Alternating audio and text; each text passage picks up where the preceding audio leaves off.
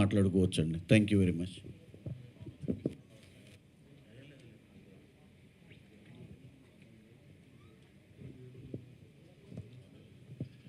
Almost రవణ్ అన్ని areas cover చేసేసారు. సో ఆయన చెప్పినట్టు ఎకోసిస్టంలో ఒకళ్ళు బాగోపోతే ఆబ్వియస్లీ ముగ్గురు బాగోరు, ప్రొడ్యూసర్ కానీ, డిస్ట్రిబ్యూటర్ కానీ, ఎగ్జిబిటర్ కానీ. నిన్న మీటింగ్ పెట్టిన ఎగ్జిబిటర్లు అందరూ ఎగ్జిబిటర్లు బాగాలేదు అంటున్నారు. ప్రొడ్యూసర్లు, డిస్ట్రిబ్యూటర్లు కూడా ఏం బాగాలేదు కదా. ప్రొడ్యూసర్, డిస్ట్రిబ్యూటర్లు బాగా డబ్బులు సంపాదిస్తూ ఉండి ఎగ్జిబిటర్కి డబ్బులు అంటే అది వేరే విషయం. కానీ గత 2 నెలలుగా చూస్తున్నారు కదా, కంటెంట్ లేక థియేటర్లు, శ్రీరాములు లాంటి థియేటర్ మూసుకున్నామని వాళ్ళే చెప్తున్నారు.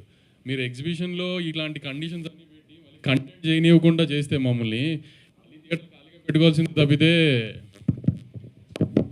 దాని వలన ఏమి ఉపయోగం జరగదు కదా మీకు. సో ఇట్లా యూనిలాటరల్ డెసిషన్ తీసుకుని బెదిరించున్నట్టుగా ఏప్రిల్ 30కి తెలంగాణ, మే 30కి ఆంధ్ర, ఇట్లాంటి డెసిషన్స్ చెప్పకండి. ఎందుకంటే మేము కూడా ఇప్పుడు ఆల్మోస్ట్ ఈ టేబుల్ మీద కూర్చున్న వాళ్ళందరివి ఈ రిలీజులుకి రెడీగా ఉండి ప్రొడక్షన్లో 50%, 60% అయిపోయిన సినిమాలు కనీసం 25 ఉన్నాయి. పేర్లు చదువుతాయి ఇప్పుడు.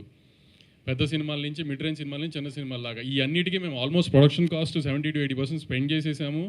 హీరోలు, డైరెక్టర్లు రెమ్యునరేషన్ ఒకటి అనేసుకుని అన్ని కమిట్మెంట్ ఇచ్చేసాము. ఇప్పుడు సో మాకు ఎక్స్పెండిచర్ ఎంత ఉందో దానికి ఇన్కమింగ్ అంతే ఉంటుందని ఒక ప్లానింగ్ ఉంటుంది. ఈ టైంలో మళ్ళీ మీరు కొత్త సిస్టమ్స్ తీసుకొచ్చి డిస్ట్రిబ్యూటర్లు దాంట్లో నెగోషియేషన్ చేసి మాకు ప్రొడక్షన్ కాస్ట్కి దానికి తేడా వచ్చి లాసులకి ఇవన్నీ ఈ టైంలో మేము అవన్నీ తీసుకోలేము. కాబట్టి ఆల్రెడీ ప్రొడక్షన్లో ఉన్న సినిమాలకి ఈ ఇప్పుడు మీరు అడుగుతున్న కండిషన్కి అయితే చేయలేము దాన్ని ఖచ్చితంగా. ఈ జూన్, జూలైలో ఏదైనా ఒక డేట్ అనుకుని అప్పటి నుంచి స్టార్ట్ అయ్యే సినిమాలకి మేము అడిగిన conditions like grading of the theatres కానీ, రెంట్ ట్రాక్ కానీ, వీపీఎఫ్ తీసేయడం కానీ, మెయింటెనెన్స్ ఛార్జెస్ అని తీసుకుంటున్నారు థియేటర్స్కి, అది ఏం చేస్తున్నారని కానీ, బుక్ మై షోలో ఒక్కొక్క టికెట్కి కన్వీనియన్స్ ఛార్జ్ అని ₹12, ₹20 తీసుకుంటున్నారు. దాంట్లో సగం మీకు వస్తుంది బుక్ మై షో నుంచి, అది దాంట్లో మాకేం చేస్తారు, ఇట్లాంటివన్నీ మేము అడుగుతున్నాం. అన్నిటికీ ఒక సొల్యూషన్ ఇస్తే వాళ్ళు దాన్ని బట్టి ఫర్దర్గా ఇప్పటి నుంచి స్టార్ట్ అయ్యే సినిమాలకి ఎట్లా వెళ్ళొచ్చు ఏంటనేది కండిషన్స్ ఒకసారి పేపర్ మీద పెట్టుకుని ముందుకెళ్ళడానికి మాకేం అభ్యంతరం లేదండి.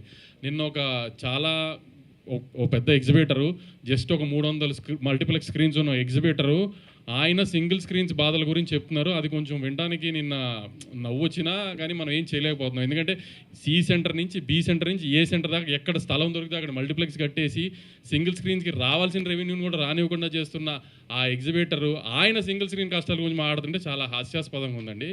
అట్లాంటి కామెడీలు చేయడానికి దయచేసి ప్రెస్ మీట్లు పెట్టొద్దని చెప్తున్నామండి, అంతే.